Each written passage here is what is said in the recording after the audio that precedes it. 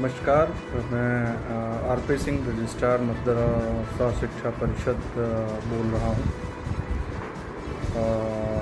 सबसे पहले तो हमारे सभी मदरसों के शिक्षकों, बच्चों, हमारे विभाग से जुड़े सभी मुस्लिम वर्ग के सहयोगी साथियों, आप सबको पवित्र माह रमज़ान की बहुत बहुत मुबारकबाद और बहुत बहुत शुभकामनाएँ।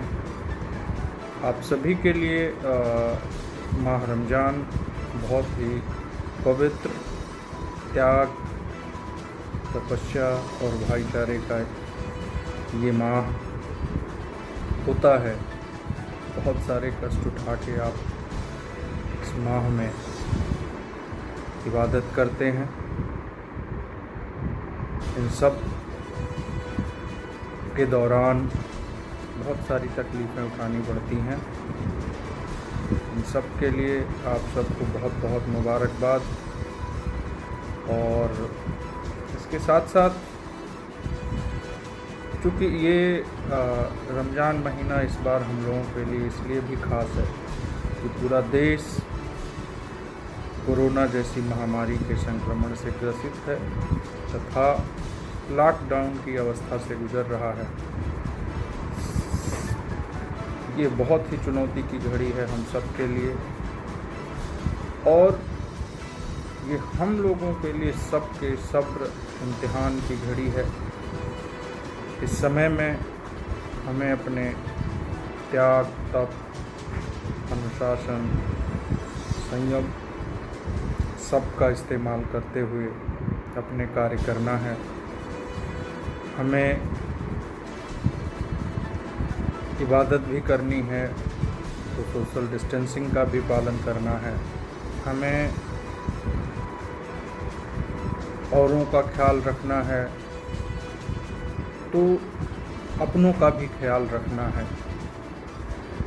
ये बहुत ही चुनौती का समय है, लेकिन अगर हमने सावधानी ना बरती तो हमारे बहुत सारे जो अब तक के त्याग से जो प्रयास, जो सफलताएं हमने इस महामारी में पाई हैं, उससे हमें बहुत नुकसान हो सकता है।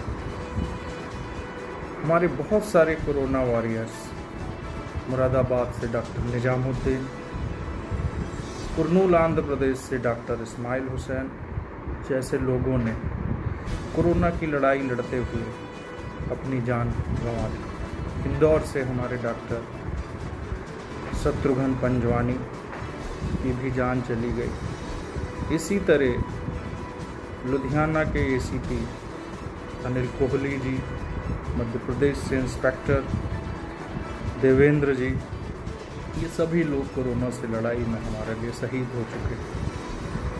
इन शहीदों के जो प्रयास हैं, जो बलिदान हैं, वो निरर्थक ना हो, इसके लिए हमें अपनी इबादत, अपनी पूजा में व्यक्तिगत संयम बरतना है, सोशल डिस्टेंसिंग को बनाए रखना है, घरों में ही इबादत करनी है और हम कोशिश करें कि इस समय को इबादत के साथ साथ अपने परिवार, अपने बच्चों को खुशहाली में लगाएं।